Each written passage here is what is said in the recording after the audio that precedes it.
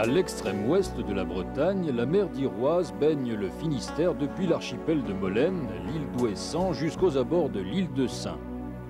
L'UNESCO a classé en 1989 ce lieu unique, réserve mondiale de biosphère.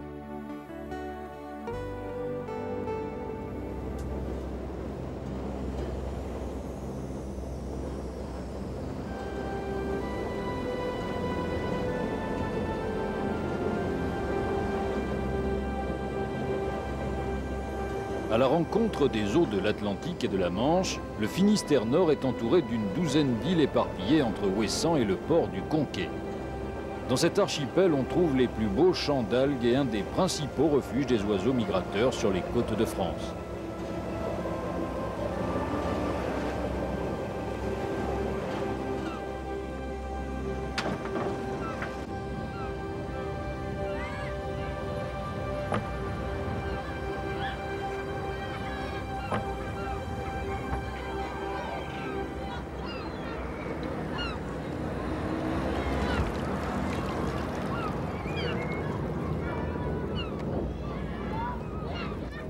Dans les siècles passés, le trafic du port du Conquet dépassait celui de Brest. Aujourd'hui, il est le second port caseilleur de l'Hexagone pour ce crabe délicieux à consommer qu'on appelle dormeur. C'est sous la Révolution et les guerres du Premier Empire que le commerce maritime déclina. Avant, il y eut aussi les envahisseurs anglais qui pillèrent et brûlèrent la ville. Depuis, les chats demeurent craintifs et préfèrent regarder les bateaux s'en aller pour les îles plutôt qu'appréhender ceux qui arrivent.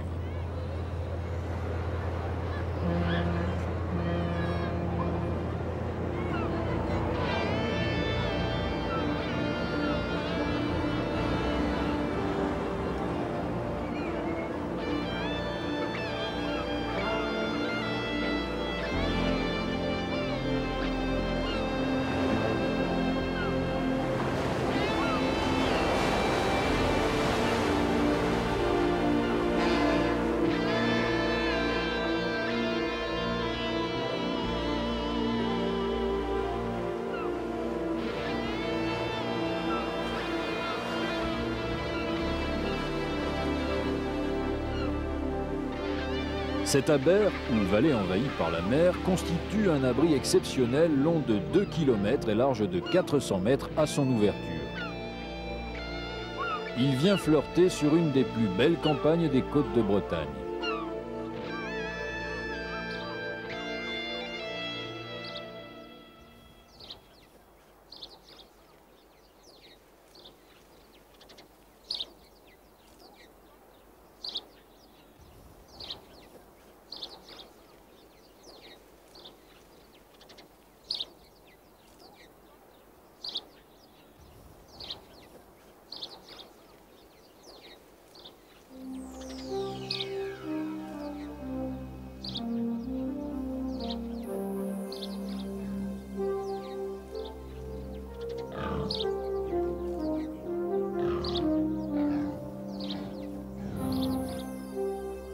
Jean-Pierre Gestin, ancien directeur du parc d'Armorique, conservateur de musée et écrivain ouessantin, connaît tout de la Bretagne.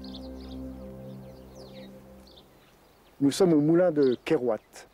Le moulin de Kerouat, c'est un village qui a été aménagé par le parc naturel d'Armorique il y a quelques années et qui a été retrouvé miraculeusement intact après qu'il eut cessé de fonctionner.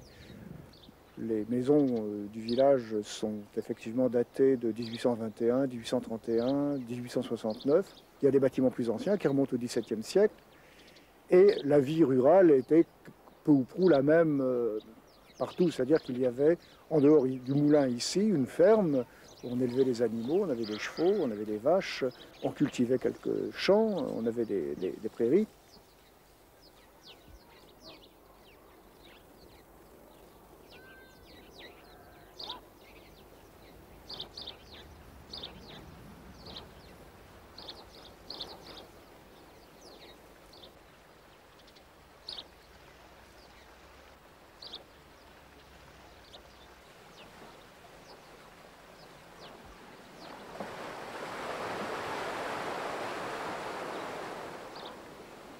Les moulins sont toujours des machines à remonter le temps. On peut les faire tourner à l'envers. À ce moment-là, c'est le temps qui passe à l'envers aussi.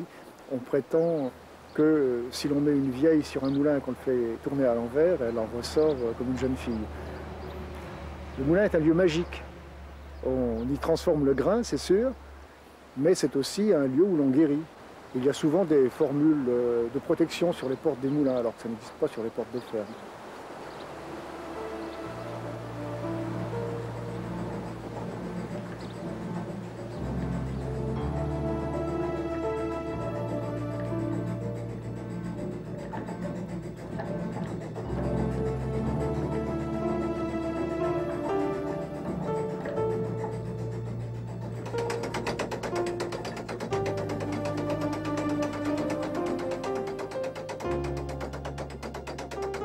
Le grain versé dans la trémie, la farine qui s'écoule dans les goulottes de bois, l'eau du stein qui active les roues du moulin ont fait vivre depuis le XVIIe siècle toutes les familles alentours, comme la famille Fagot qui demeura près de 2 siècles en ce pays sauvage du Léon.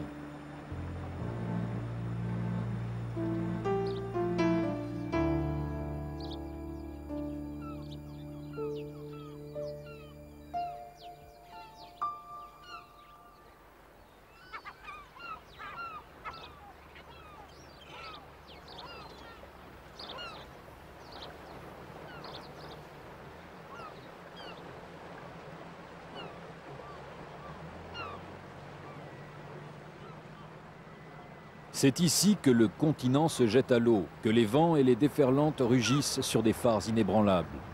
Le Finistère s'achève là au Conquet et plus au sud à la Pointe du Raz.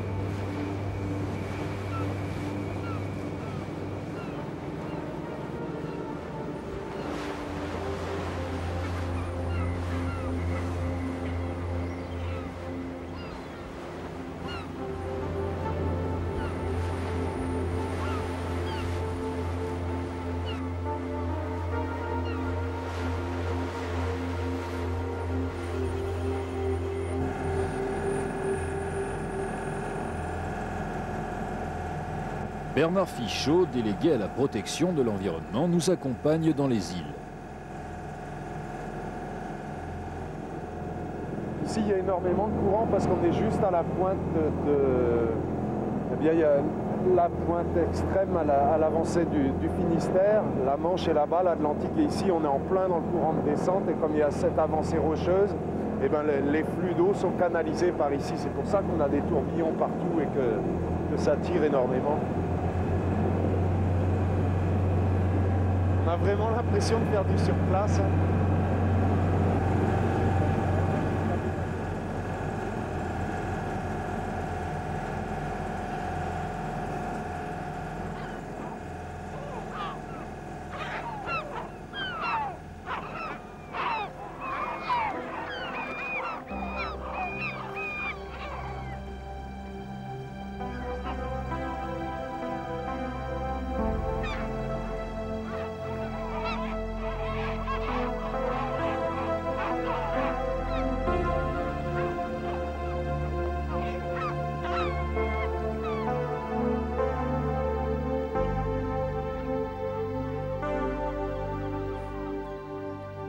En mer d'Iroise, sur l'un des passages maritimes les plus fréquentés du monde, les îles d'Ouessant, de Molène, de Quéménez, de Balanec ou de Béniguette constituent un ensemble naturel très particulier, d'une telle beauté que ce site exceptionnel est une des réserves de biosphère classées et protégées.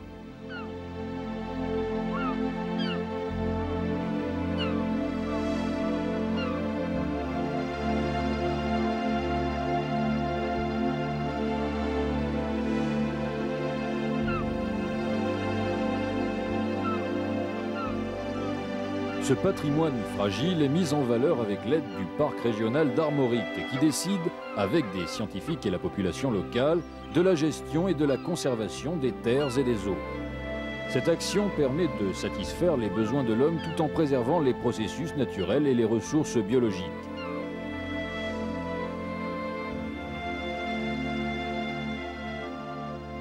Le parc régional d'Armorique contribue à la stratégie mondiale de la conservation des écosystèmes naturels aménagés.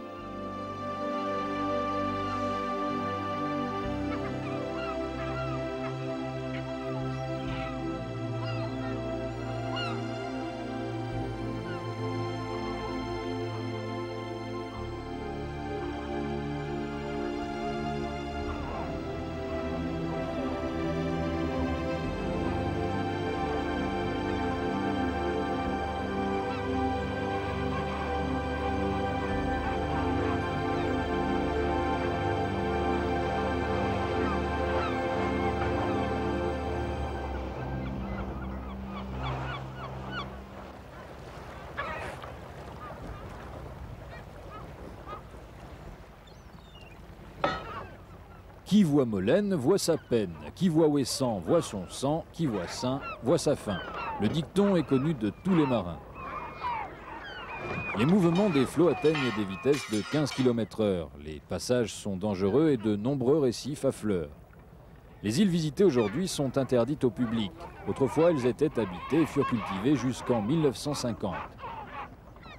La colonie de phoques gris, qui peuvent peser jusqu'à 300 kg pour 2 mètres de long, se reproduit peu à peu et le maintien de cette population est suspendu à l'immigration favorable des jeunes phoques britanniques.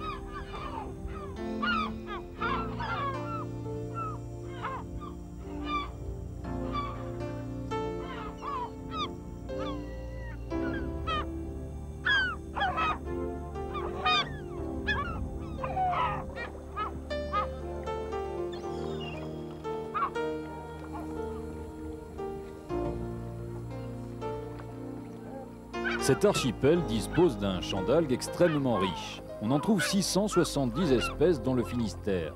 Les laminaires et les fucales représentent 80% de la biomasse exploitée par l'homme depuis 3 siècles.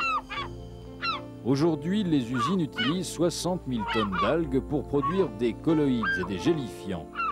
Les scientifiques travaillent à notre survie. Les algues demain remplaceront de nombreux plats. N'ayons pas peur des additifs E400, E404 et E407. Le goémon sert aussi à l'industrie pharmaceutique et papetière, entre dans la fabrication des peintures et des confiseries.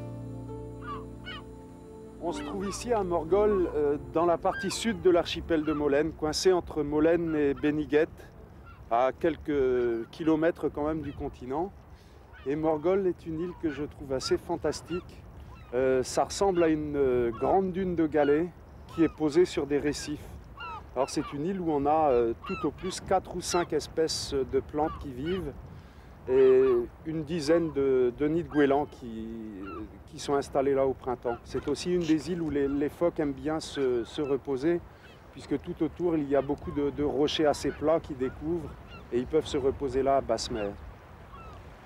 Ce secteur de l'Ithyrie-Morgol est un assez bon reflet de ce qu'est l'archipel de Molène. On a une diversité extraordinaire ici, entre les récifs qui pointent partout, les petites îles, les bras de mer avec des courants très forts aux grandes marées, parce que c'est par ici que s'écoule l'eau qui va de l'Atlantique dans la Manche et vice-versa, selon l'heure de la marée. On a en plus des fonds très variés. Il y a des zones rocheuses nues, des zones rocheuses couvertes de goémons. D'ailleurs, ici, dans le secteur, les goémoniers exploitent les laminaires tout autour des récifs qu'on peut voir. Et on a en plus, comme dans ce secteur-là, des fonds sableux qui, quand on a une belle lumière comme ça, donnent ces couleurs qui vont du bleu foncé presque noir au bleu très transparent turquoise que l'on voit dans le secteur de l'Ithyrie ici. Donc je pense que c'est vraiment une zone qui reflète bien ce que sont les paysages naturels et marins de l'archipel.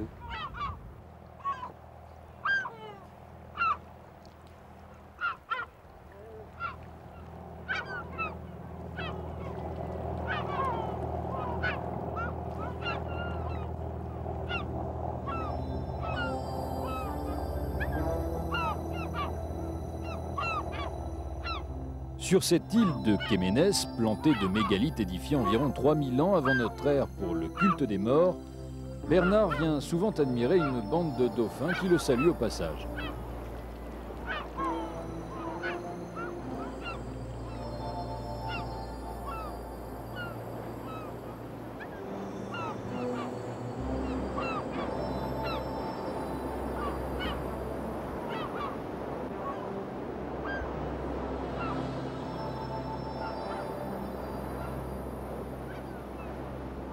« 7 km sur 4 km, Ouessant, la plus haute et la plus grande des îles de l'archipel, compte 1000 habitants. En l'an 1765, c'est le roi Louis XV qui la déprivatisa en l'achetant pour le royaume de France à un prix de 30 000 livres au seigneur de Rieux. Bizarrement, en arrivant sur l'île, c'est souvent le phare du Créache qu'on aperçoit de suite. C'est un des plus puissants au monde. Il porte à 60 km.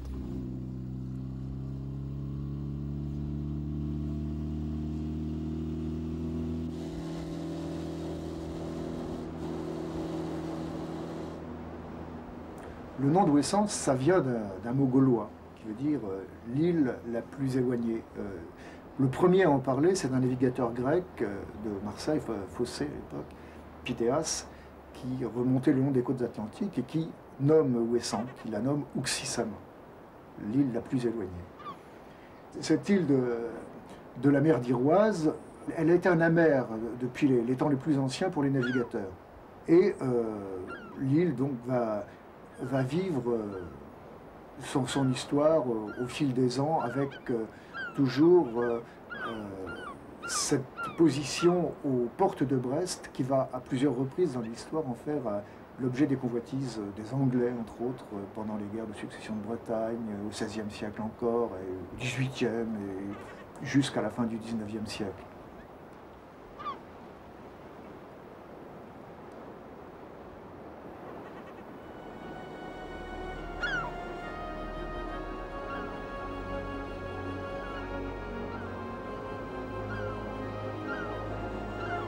Jean-Pierre Gestin, en se promenant dans la campagne ouessantine, raconte qu'ici, au siècle dernier, les animaux étaient nains.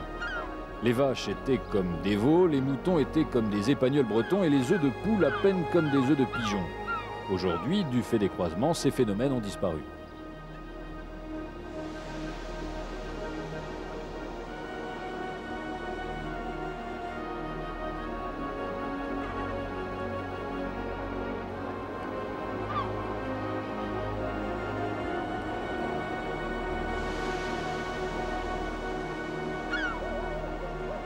Il fait chaud et beau en ces jours particuliers de marée du siècle. Jean-Pierre et Yvon Germer, ornithologues réputés, se dirigent vers la pointe du Stif pour étudier les oiseaux.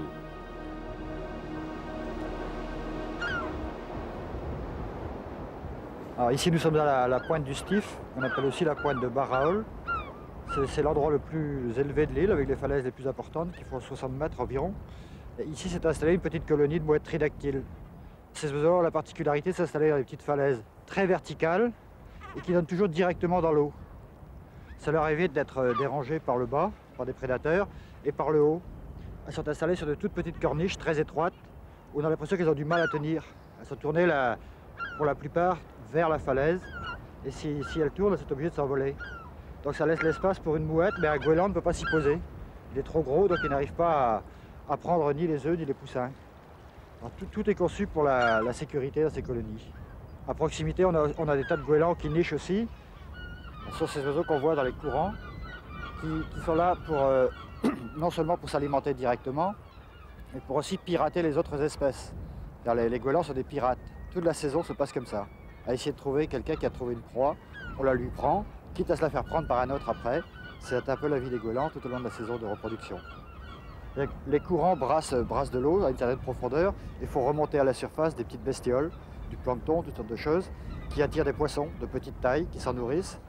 Ces petits poissons attirent des plus gros poissons qui vont s'en nourrir aussi. Et ces gros poissons sont mangés par les cormorans, qui sont à leur tour parasités par les goélands. Et donc tous ces animaux-là se rassemblent sur des petites surfaces, à certaines heures de la marée. C'est une côte où on voit également des mammifères marins, pas seulement des oiseaux, hein, notamment les dauphins souffleurs, les grands dauphins qu'on voit aussi à Molène, viennent de temps en temps faire un tour ici quand il y a une concentration de poissons, des dauphins communs, etc. Mais ce qu'on voit le plus facilement quand on est promeneur, simple promeneur, ce sont les phoques.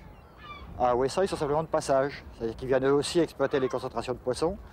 Et quand ils ont bien mangé, ils viennent se reposer à la côte. Et c'est là qu'on a l'occasion de les rencontrer.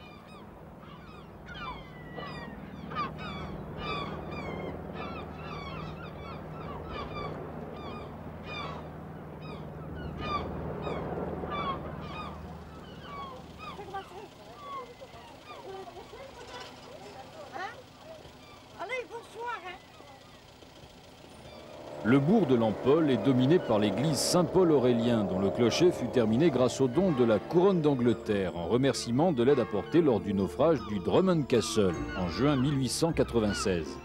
Hélas, 243 personnes périrent, emportées par les courants près des récifs à l'ouest de Molène. Le bateau éventré coula en 4 minutes.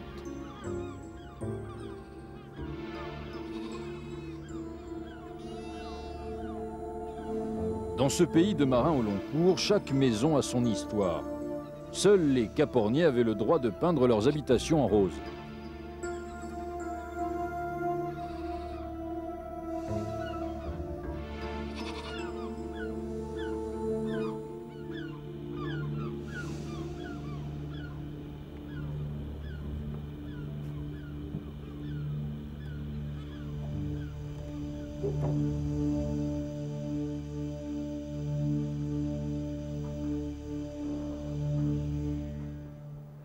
Il y a encore peu de temps, disons une cinquantaine d'années, la plupart des maisons d'Ouessant étaient comme celle-ci, se composaient de 2 petites pièces reportées sur les pignons, l'une pour les réceptions, celle où nous sommes actuellement, que l'on appelle en breton le penbrau, le joli côté de la maison.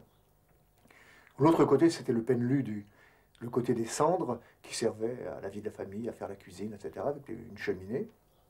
Les gens avaient l'habitude de peindre le mobilier de la maison. Ce mobilier, de même que les poutres, de même que tout le bois d'œuvre en général, était fait de bois de provenance diverses, mais dont l'origine, tout de même, était commune. C'était du bois de grève, ce qu'on appelle en breton du pincé, c'est-à-dire du bois de naufrage. Le bois arrivait à la mer, arrive toujours parfois d'ailleurs à la mer. La tradition veut que quand quelqu'un trouve un morceau de bois sur une grève, on met un galet dessus, et le pincé appartient à celui qui a pu peser son épave. À ce moment-là, personne n'y touche. Autour de la maison, il y a des petites parcelles, en général closes de murs de pierre sèche. Au midi, toujours, l'air, le courtil, l'air à battre, avec l'emplacement pour la meule de paille, en général cordée, pour empêcher la paille de s'envoler tout simplement pendant les tempêtes d'hiver. Il y a sur l'air l'étable, et en général l'écurie, qui sont de petite taille, puisque les animaux à Ouessant étaient de petite taille. Il ne faut pas oublier que les chevaux, au XIXe siècle encore, mesuraient 1 mètre au garrot, et que les vaches pesaient 80 kg à la fin du XVIIIe siècle, et les moutons 15 kg adultes. Toutes les maisons n'ont pas leur puits. Quand il y a un puits pour plusieurs maisons, en général, il y a un droit d'accès à l'eau. Ce droit d'accès est réglé par la coutume, bien évidemment, et on marque ce droit par une contrainte qui est pour le non-propriétaire de lever le pied. On établit ce qu'on appelle un porce, c'est-à-dire une petite dalle sur champ qui oblige les gens à faire un effort, en fin de compte, pour passer à travers le territoire du voisin.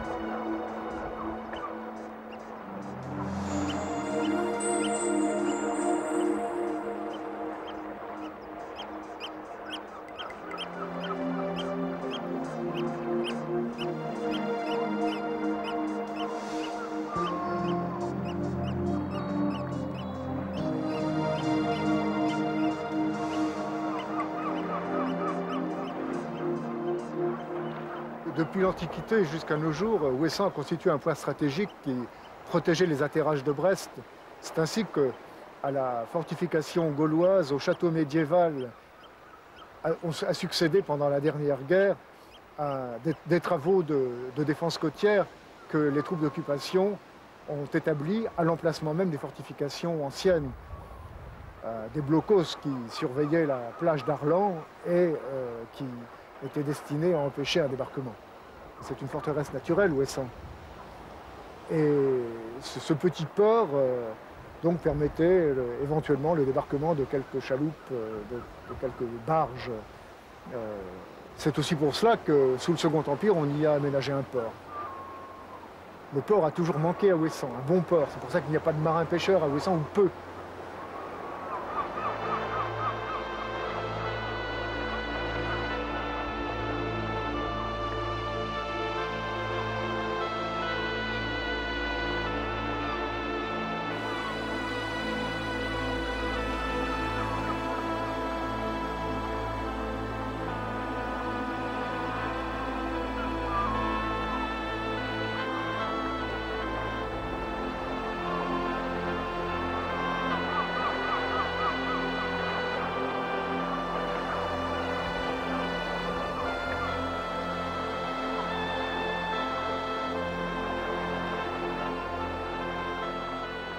Jean-Pierre et Yvon se retrouvent devant l'île Keller et son château construit en 1902.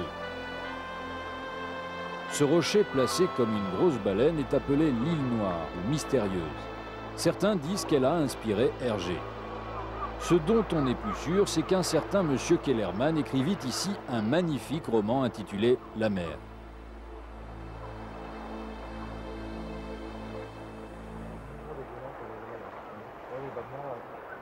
Soit c'est rapide, soit c'est long.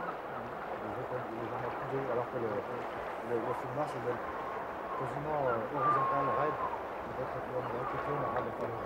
Tout le littoral nord de Ouessant permet l'observation de colonies importantes d'oiseaux comme les goélands, les cormorans huppés, l'huîtrier pie, les mouettes tridactyles ou le fulmar. C'est aussi non loin de cette côte que la circulation maritime est une des plus denses au monde. Elle est très surveillée pour que ne se reproduisent plus les deux catastrophes des superpétroliers, l'Olympique Bravery et l'Amococadis, qui ravagèrent tout l'écosystème de l'île et des côtes du Finistère. Depuis, les alcides ont pratiquement disparu, notamment le petit pingouin. Pour exemple, près de Port-Blanc et à Saint-Efflamme, on a calculé que cette pollution par hydrocarbures a détruit 25 millions de coquillages, tels que coques, couteaux, oursins des sables. Les poissons aujourd'hui désertent le biotope appauvri par le pétrole. D'autres espèces trop pêchées disparaissent.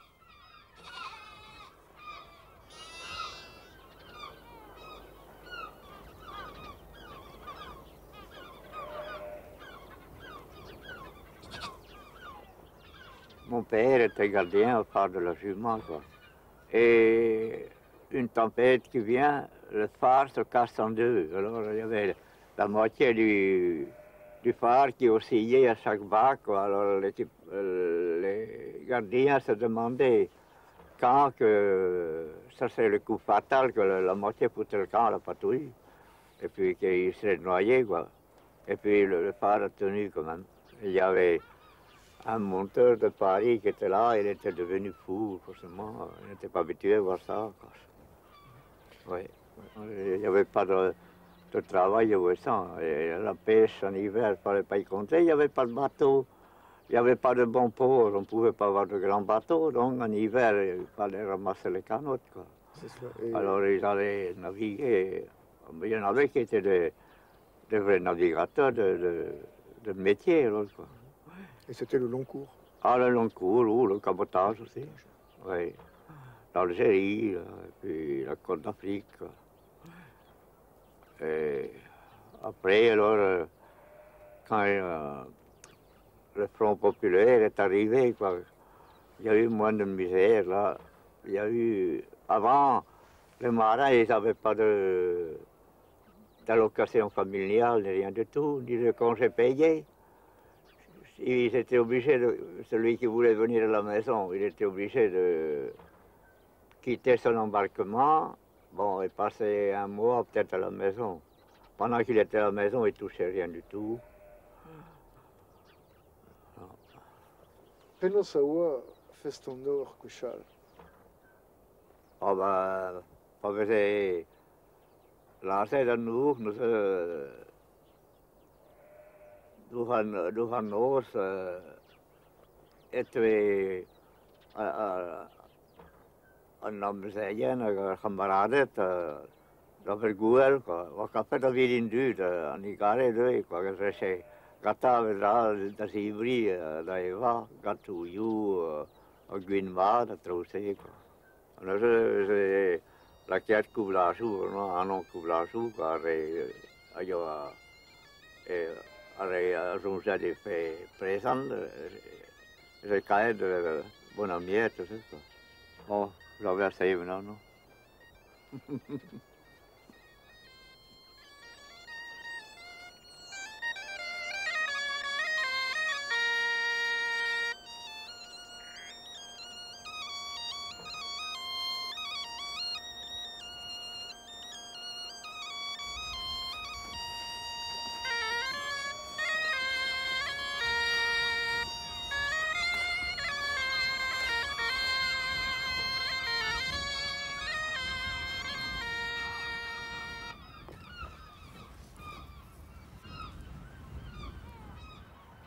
Du temps où les continents et les îles ne faisaient qu'un, l'astronomie n'était pas une science nouvelle. 3500 ans avant Jésus-Christ, orientés selon les solstices et liés au rythme de la vie agricole, ces cercles faits de petits menhirs par les paysans du néolithique servirent plus tard de lieu de réunion aux druides. Les bardes chantent encore sur ces vestiges.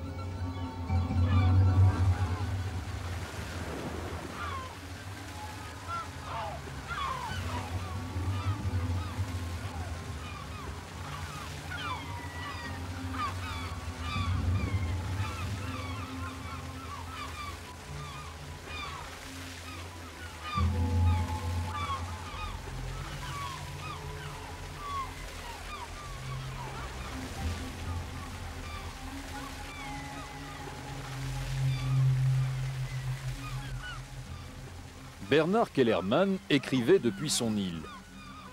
Une nuit de brume, j'entendis la sirène d'un vapeur qui gouvernait dans une direction totalement fausse. Il naviguait du faux côté du dangereux passage de Fromveur, que tous les marins connaissent.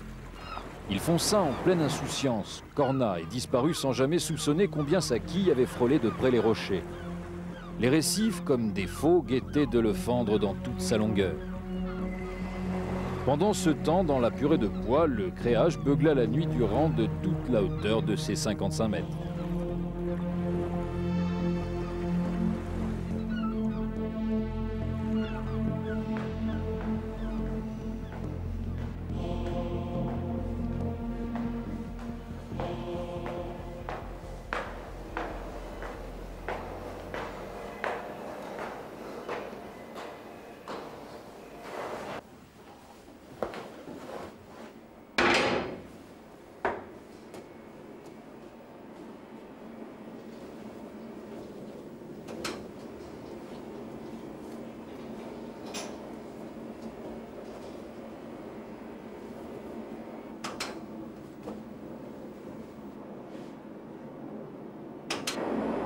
La corne de brume du phare porte à 18 km. Les deux éclats blancs qui percent toutes les 10 secondes ont une portée de 33 000. Depuis 1971, date à laquelle le système optique fut alimenté par une lampe au xénon, sa puissance lumineuse est passée à 250 millions de candélas.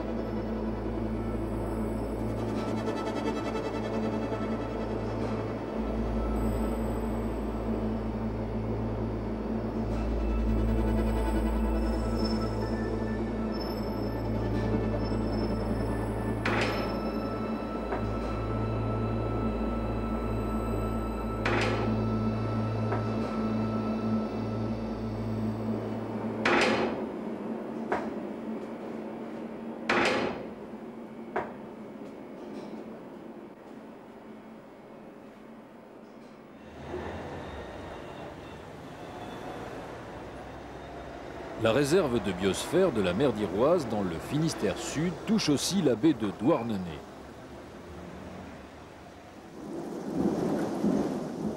À la pointe de Tréboul, aujourd'hui, le panorama est troublé par l'orage.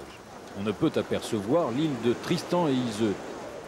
Des enfants insensibles à la pluie cherchent des trésors dans les rochers.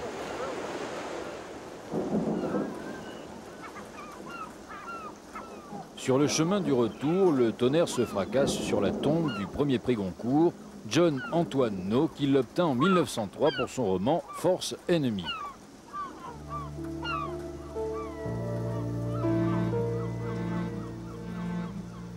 Port-Rue est un bassin de 2 km qui se jette dans la mer face à l'île de Tristan.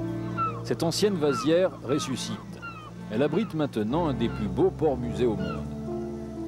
On y visite les anciens navires comme le bateau phare Scarweather, le Rocamadour, l'Oiseau matinal et bien d'autres vieilles merveilles.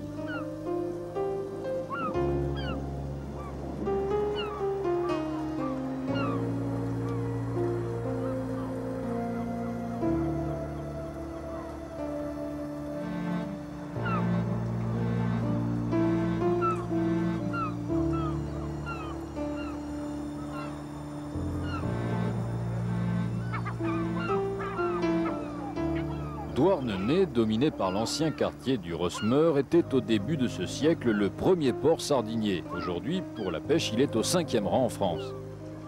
En 1881, bizarrement, les sardines désertèrent les côtes de Bretagne et de Vendée. Une crise terrible et la misère s'ensuivirent. Sur 24 usines, 18 fermèrent. La crise disparut peu à peu, tout s'arrangea vers 1909. Les marins avaient créé entre-temps le premier syndicat des pêcheurs.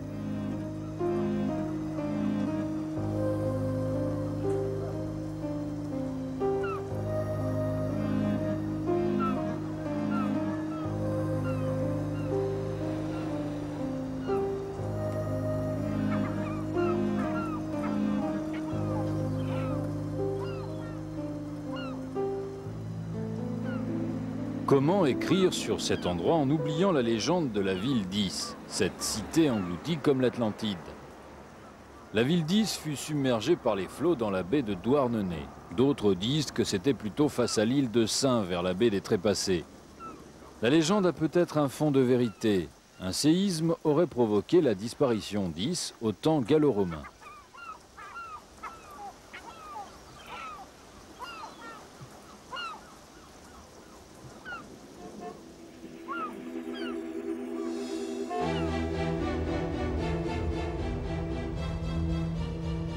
En s'éloignant de Douarnenez vers la pointe du Raz, les routes romaines mènent à Pont-Croix, passage obligé depuis la Cornouaille entre le Cap Sizun et le pays Bigoudin. La ville fut bâtie à l'époque féodale au fond de l'estuaire du Goyenne, qui mène à la mer en passant par Audierne.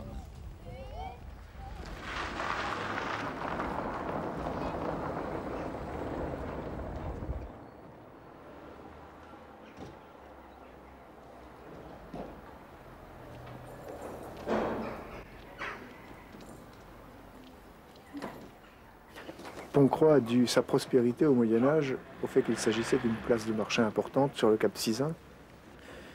Et plus récemment, a tenu une partie de sa célébrité au fait qu'il y avait dans la ville un petit séminaire qui a drainé des générations et des générations d'élèves venus de toutes les campagnes environnantes, destinés à faire des prêtres.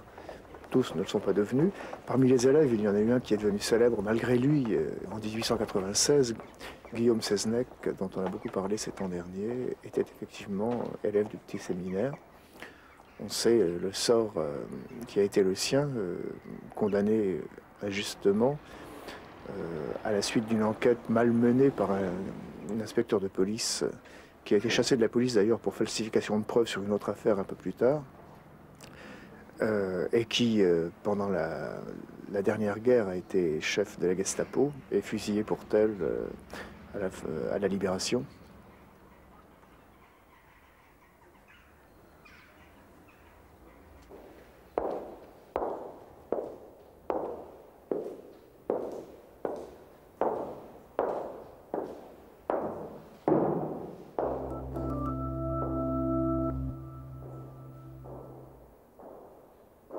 Notre-Dame de Roscudon fut fondée au XIIIe siècle.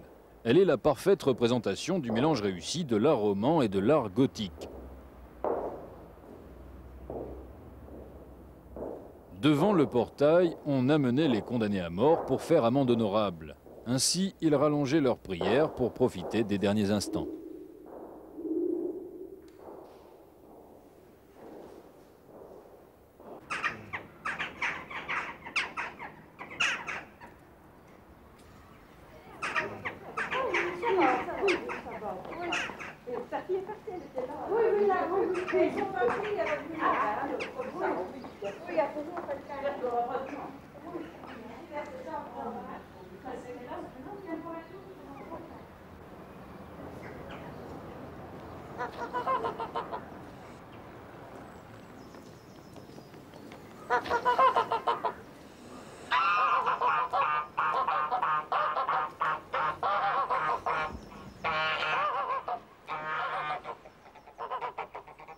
L'ensablement de la rivière et du petit pont ont marqué le déclin de Pont-Croix. Mais la ville plaisait aux peintres. Da Silva, Paul de Lassens, Désiré Lucas, Émile Simon, Lionel Floch, Gustave Bouillon et Vénard s'installèrent à l'hôtel des Voyageurs ou à l'hôtel Poupon. Gauguin, plutôt, avait choisi Pont-Aven avec Sérugier et Paul Bernard.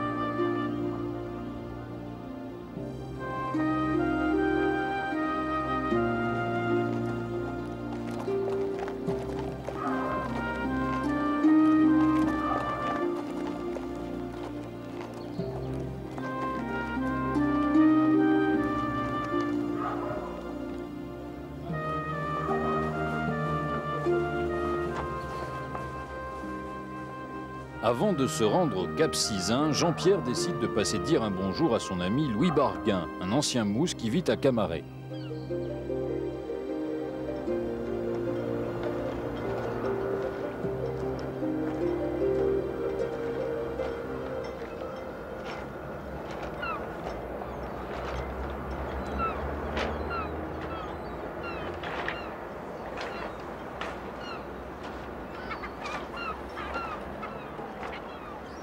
Camaret, le port du Sillon-Courbe.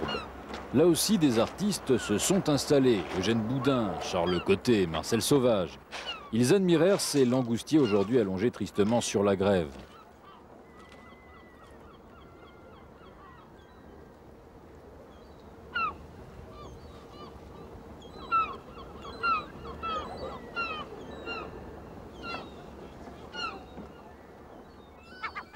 J'ai démarré ma carrière de mousse ici, si vous voulez, sur un langoustier. Et langoustier voile moteur qui étaient pratiquement les premières vedettes qui ont été faites après les vrais dindés langoustiers. Il y avait 5-6 hommes d'équipage à bord. J'étais d'excellents marins, c'était les meilleurs. Moi, je dis ça en tant que camarade, toi bien sûr, mais c'était les meilleurs. Les bateaux langoustiers étaient des bateaux à vivier, c'est-à-dire que le fond de la coque est percé de trous qu'on appelle les trous de vivier, où l'eau circule continuellement. Et la langouste, tirée des casiers, remontée à bord, était ramenée vivante.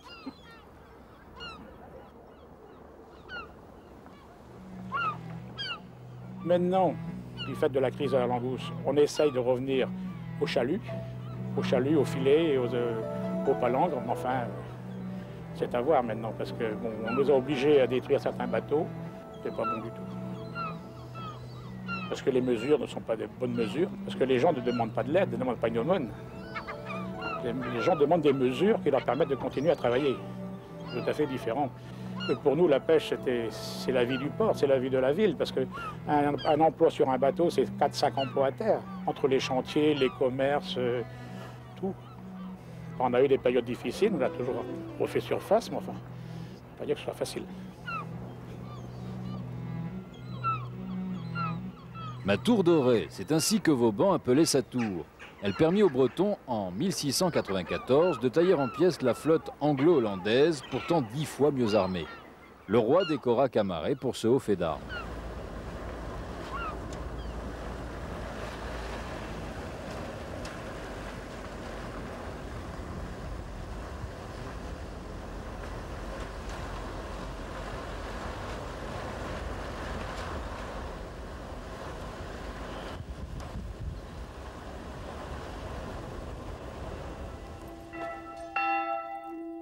On est loin de la Pointe du Vent. Vous n'êtes pas sur la route. Il aurait fallu prendre la route nord pour la Pointe du Vent. Il y a La Pointe du Vent, c'est de la route du Nord. C'est ça, il y a une route pour aller, la route sud qui va à la Pointe du Raz. Ici, c'est le milieu qui va à Pont-Croix. Et l'autre, alors, qui va à la Pointe du Raz, Pointe du Vent, Douarnenez. Oui. Et la Pointe du Raz, c'est pas très loin en fait. Non, non, Il y a combien de kilomètres ici, la Pointe du Raz, ça fait quand même... une dizaine de 8 km peut-être. Oh, peut-être plus. 8-10 Oui. km.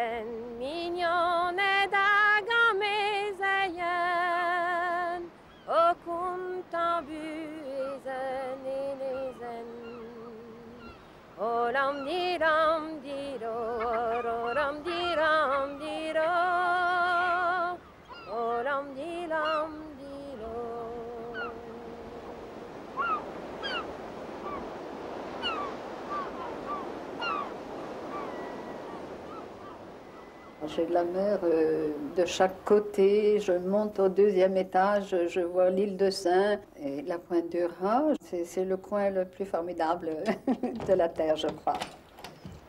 Attention. Ben, si vous entendez dire, vous venez à mon secours. Ici, c'est un peu d'humanité, c'est une vie, un peu de vie sur le bord de la route quand on passe. Et beaucoup de gens me disent que quelque chose leur manquera quand cette maison ne sera plus. Madame Lecos, propriétaire de l'hôtel de l'Iroise, est inquiète. Son petit hôtel de réputation mondiale, que René Magritte aurait aimé peindre, doit être détruit ou déplacé pour ne plus apparaître dans le paysage de la Pointe du Raz. L'administration a décidé de supprimer aussi un parking qui défigure vraiment le site. Le Cap Sizun a grand besoin qu'on cesse de le détériorer. Il a besoin d'affection et de protection.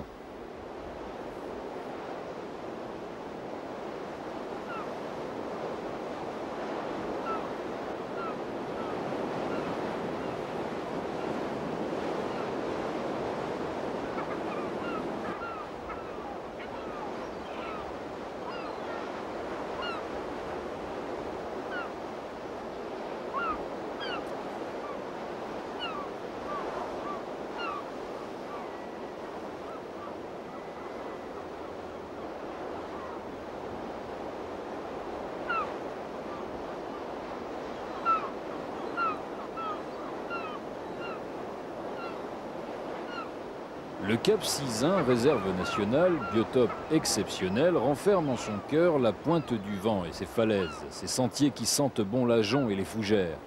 Et la baie des Trépassés qui surveille toujours, face à l'île de Sein, si un beau matin, la légendaire ville d'Is n'émerge pas du fond de l'océan. Ce jour-là, on raconte que les cloches de la ville fantôme sonneront à toute volée.